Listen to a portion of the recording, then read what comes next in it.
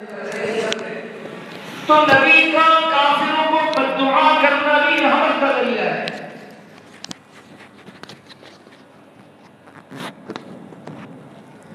نبی کا کافروں کو بددعا کرنا بھی رحمت کا ذریعہ ہے. تو رسول اللہ صلی اللہ علیہ وسلم نے فرمایا ایک تو یہ کہ نکالو ان کو، اور دوسرا یہ اللہ کی لعنت اور مار ہو یہودیوں پر کہ جنہوں نے اپنے نبیوں کی قبروں کو سجدہ گاہ بنا دیا، سجدہ کرنے لگ گئے، ماتھا ٹیکنے لگ گئے. اور نبی علیہ السلام نے باقاعدہ تاکیدی طور پر یہ بھی فرمایا لا تجعلوا قبری وثنا یعبد، میری قبر کو بت نہ بنانا، جس طرح بت کے سامنے سجدہ کرتے تم بھی آؤ اور میری قبر اطہر پر ماتھا ٹیکنے لگ جاؤ. یہ نبی امت کو تعلیم بھی دے رہے ہیں، ذہن بھی بنا رہے ہیں کہ میں دنیا سے جانے لگا ہوں، مجھے خدا کا درجہ مت دینا. جب نبی اتنی تاکید کر رہے ہیں، آج کل کے یہ پیر جنہوں نے صحیح پیری کو بدنام کیا، یہ پیسوں کے بھوکے اور پجاری جو میرے آپ کے ایمان کو تزلزل کی حالت میں لا رہے ہیں، ڈگمگا رہے ہیں، اور ان کے سامنے ہمارے بھائی سجدے کر رہے ہیں، ان کے پاؤں کو چوم رہے ہیں. ہمارے علاقے سے بھی بسیں بھر بھر کر جاتی ہیں. ایسے ان کی شکلوں تو دیکھو جن مزاروں پر وہ بیٹھے ہوتے ہیں، نماز ایک نہیں پڑھتے، سالہ سال نہیں نہاتے، ہیروئن اور چرس پیتے ہیں بدبخت قسم کے، اور ہم کہتے ہیں یہ اللہ والوں کی صحبت یافتہ ہیں. ایسی شکلیں ہوتی ہیں. اللہ والوں کی جو صحبت میں رہتے ہو، اللہ والوں کی صحبت میں رہنے والوں کے چہرے دیکھیں، ان کو دیکھ کر اللہ یاد آتا ہے. الذین اذا رؤوا ذکر اللہ، اللہ والے وہ ہیں ان کے چہروں کو دیکھیں اللہ یاد آتا ہے. سب سے پہلے صحابہ کی جماعت، صحابہ کو جب دیگر دیکھتے تھے ان کی ٹانگیں کانپتی تھی، لرزہ اندام ہو جاتے تھے، ان کی حرکت قلب بڑھ جاتی تھی. صحابہ میں ایسا رعب اللہ نے ڈالا تھا.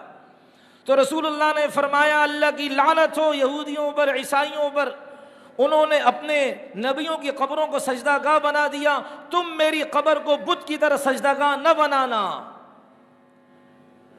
یہ تاکیدات رسول اللہ نے کی. پھر جب 4 دن رہ گئے، مغرب کی نماز آخری تھی، سورہ مرسلات نبی علیہ السلام نے پڑھی تھی، پھر ابو بکر صدیق رضی اللہ عنہ کو آگے کھڑا کیا، کل 17 نمازیں نبی علیہ السلام کی موجودگی میں انہوں نے پڑھائیں. بدھ کا دن تھا. اب رسول اللہ صلی اللہ علیہ وسلم 1-2 دن بچ گئے تھے، تو نبی علیہ السلام کسی طریقے سے حضرت علی اور حضرت عباس، بعض کہتے فضل ابن عباس، ان کے سہارے پر رسول اللہ صلی اللہ علیہ وسلم آئے اور ظہر کی نماز کے لیے آئے. اسامہ ابن زید جرف کے مقام پر ان کا لشکر نبی علیہ السلام نے ان کی تشکیل کر دی تھی لڑنے کے لیے. وہ جرف کے مقام پر ٹھہر گیا تھا، لیکن ان کو خدشہ تھا اللہ کے نبی بیمار ہیں. آپ علیہ الصلوۃ والسلام کا دیدار کرنے آئے تھے تقریباً وفات سے 2 دن. اچھا، اس سے پہلے میں ایک بات عرض کر دوں. رسول اللہ نے 4 دن پہلے نبی علیہ الصلوۃ والسلام نے فرمایا کہ بھائی ایسے کرو، میرے پاس کچھ قرطاس، کوئی کاغذ وغیرہ لے آؤ، میں تمہارے لیے کچھ لکھ کر دے دوں. حضرت عمر بھی موجود تھے، حضرت علی بھی تھے، دیگر بھی تھے.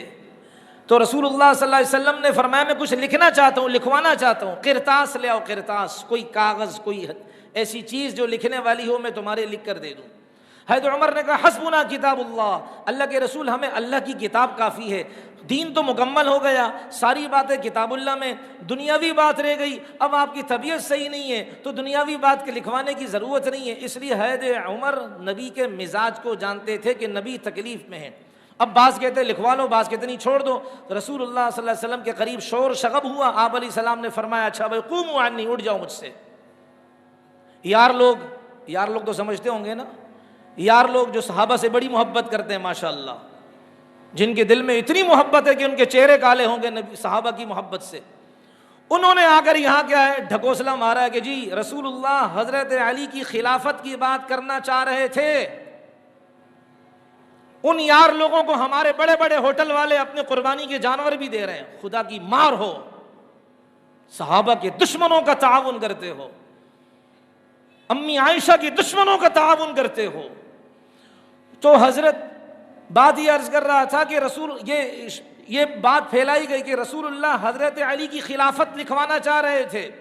حضرت عمر آڑے آ گئے، اس لیے عمر سے بڑی محبت ہے ان کو. بات یہ ہے کہ اگر رسول اللہ صلی اللہ علیہ وسلم خلافت لکھوانا چاہ رہے تو اس کے 4 دن تک نبی علیہ السلام زندہ تھے. آپ علیہ السلام زندہ تھے.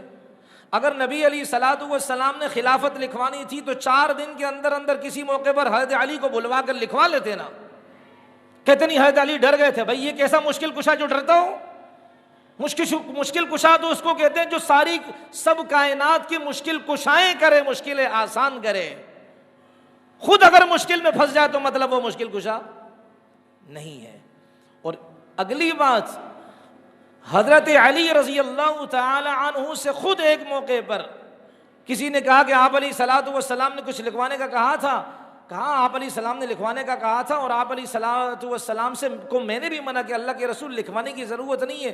پھر کسی نے کہا کیا لکھوانا چاہ رہے تھے؟ کہا نماز، زکوٰۃ اور اسی طرح دیگر کچھ مسائل وہ نبی علیہ السلام لکھوانا چاہ رہے تھے. تو میں نے کہا اللہ کے رسول ابھی آپ بیمار ہیں، آپ تکلیف میں ہیں، اب آپ تکلیف نہ کریں، یعنی جب آپ ٹھیک ہو جائے پھر لکھوا دیجئے.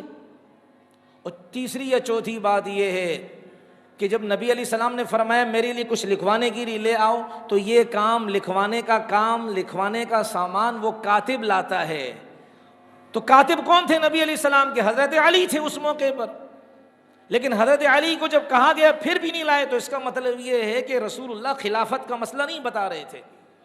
خود مسلم شریف کی روایت میں آپ پڑھ لیجئے، اردو ترجمے والی بھی موجود ہے، جہاں مناقب ابی بکر صدیق ہیں رضی اللہ عنہ، خود وہاں روایت میں موجود ہے کہ نبی علیہ الصلوۃ والسلام نے حضرت عائشہ سے فرمایا جاؤ اپنے والد کو بلاؤ، اپنے بھائی کو بلاؤ، میں ان کے لیے کچھ لکھوانا چاہتا ہوں کل، تاکہ کوئی اقتدار کے بارے میں پہل نہ کرے کہ میں حقدار ہوں، میں تمہارے والد کے لیے کچھ لکھوانا چاہ رہا ہوں. اور حضرت علی رضی اللہ عنہ کی بات میں نے آپ کے سامنے عرض کر دی کہ حضرت علی کے بھی لکھوانا چاہ رہے تھے، لیکن حضرت علی نے کہا کہ اللہ کے رسول چھوڑ دیجئے، جب بس یہ نماز کی بات ہے، زکوٰۃ کی بات ہے، آپ بعد میں کر دیجئے گا. اور حضرت عباس نے بھی ایک موقع پر کہا تھا کہ علی نبی کے پاس جاؤ، آخری وقت ہے، اس لیے کہ حضرت عباس تو سینئر تھے، بڑی عمر کے تھے، نبی کے چچا تھے.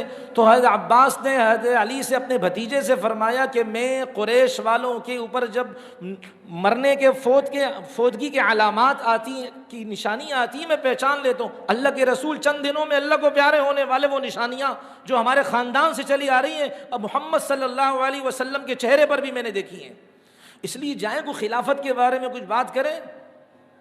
کوئی صحابی اقتدار کا پجاری نہیں تھا، کوئی منصب کا پجاری نہیں تھا. یہ ایک وجہ تھی، حکمت تھی کہ تاکہ خلافت کی چھتری تلے سب متحد ہوں، ورنہ پھر نبی علیہ السلام کے انتقال کے بعد ہر ایک اپنی اپنی رائے دے گا، جس سے صحابہ میں، امت میں انتشار ہوگا.